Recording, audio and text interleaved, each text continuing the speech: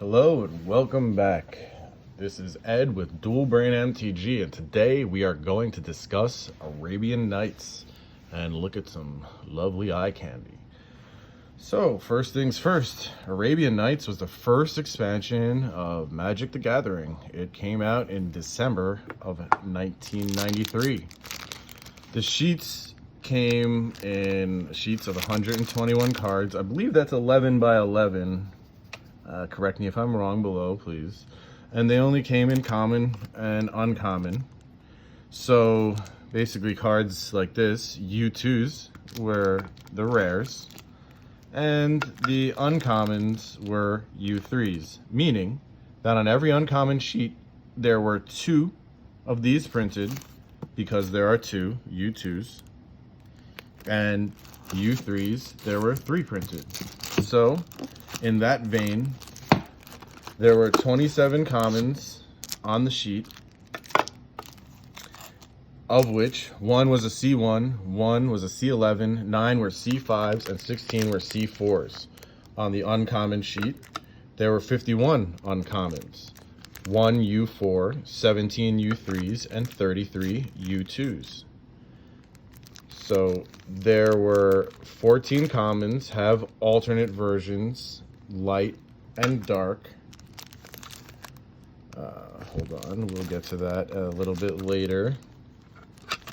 And so because of that, because of those print issues that made the light and dark, if you adjust the rarity on the print sheets for it, it becomes kind of crazy. There's 10 C1s, which are as rare as U3s. So that's kind of something interesting in my research that I found out, that I thought, yeah, that's gonna change things.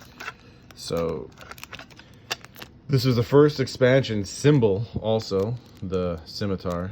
It was designed by Richard Garfield, and the print run was only 5 million.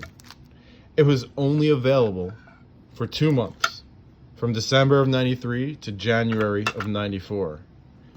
There are 8 cards in a pack and 60 packs in a box. This was supposed to be a standalone product like Ice Age, which is kind of interesting.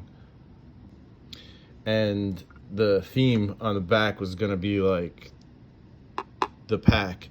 Actually, you can tell that it was going to be its standalone thing, and the back was going to be different colors, because if you look at the box, and I'll find an image to put up here, they have an image on the box of what the back would have looked like if they kept the coloring different from the rest of Magic. So that's kind of crazy to think about.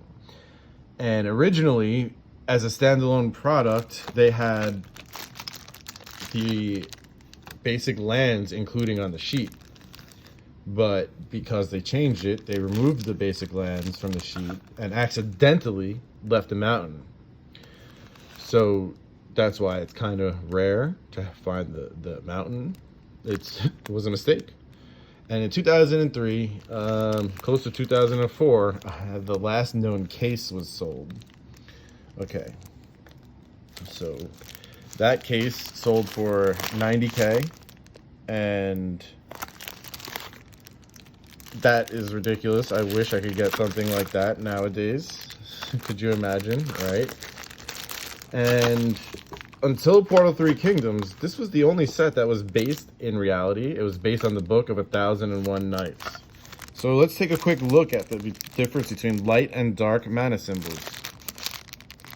The Hazaran Ogress here is a light symbol, and this Urg Raiders is a dark symbol.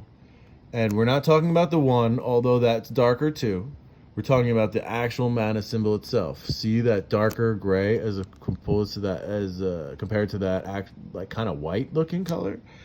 All the uncommons have the dark mana symbols, not the light ones. Okay, so that's pretty crazy. So in Arabian Nights, there were a lot of people, locations, and events that came from the book of 1001 Arabian Nights. It takes place on Rabia, a plane of Afrits and Djinns, and there's a planeswalker called Taysir. It was the first time that coin flips were actually introduced into the game. And this is also the first time that lands were printed that do something other than just make mana. So, Arabian Nights, what a set. Some of the best art, some of the most value, some of the best history, some of the coolest stuff. I mean, look at Juzam break-in Dijin.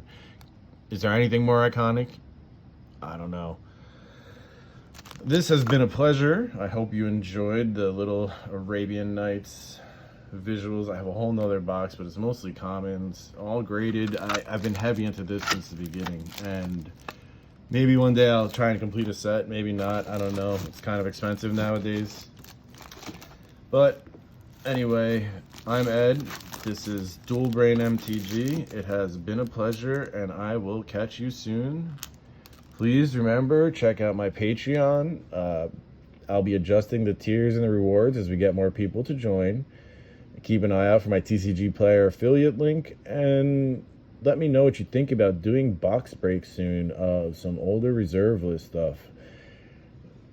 Everybody, take care. I'll catch you soon.